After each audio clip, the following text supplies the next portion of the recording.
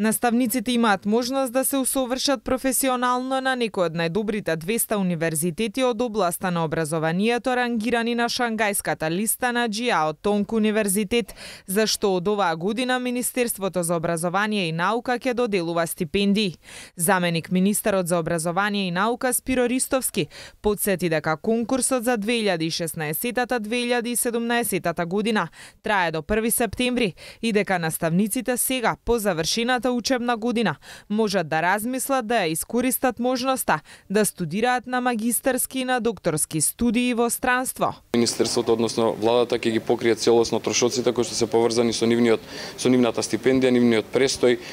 трошоците поврзани со студирањето во соодветниот факултет. Конкурсот трае до 1 септември. Јас очекувам во текот на летниот период, бидејќи веќе имаше интерес од страна на наставниците, да имаме и конкретни апликации од дел од наставниците, со тоа што уште еднаш би сакал да потенцирам и да повторам дека соодветно на ветувањето во рамки на програмата за работа на влада, Министерството го измени соодветниот закон и во рамки на истиот